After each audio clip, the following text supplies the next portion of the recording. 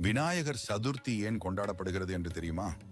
இது வெறும் ஒரு பண்டிகை மட்டுமல்ல, அதற்கு பின் பல காரணங்கள் உள்ளன. விநாயகப் பெருமான் பார்வதி தேவியால் உருவாக்கப்பட்டு சிவபெருமானால் யானை முகத்துடன் உயிரூட்டப்பட்டவர். இந்த சிறப்பு நிகழ்வைத்தான் நாம் விநாயகர் சதுர்த்தியாக கொண்டாடுகிறோம்.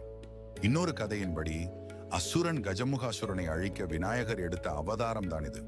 ஆவணி மாத சதுர்த்தி என்று அவர் இந்த அசுரனை அழித்து உலகை காத்தார். அதனால் இது ஒரு வெற்றியின் அடையாளமாகவும் கொண்டாடப்படுகிறது. நாம் தொடங்கும் எந்த காரியத்திற்கும் தடைகள் வரக்கூடாது என்பதற்காக முதலில் விநாயகரை வழிபடுவோம்.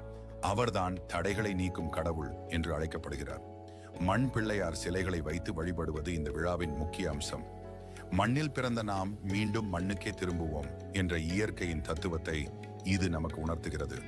விநாயகர் சதுர்த்தி ஒரு பொது விழாவாக மக்களை ஒற்றுமைப்படுத்தவும் கொண்டாடப்படுகிறது. சுதந்திர போராட்ட வீரர்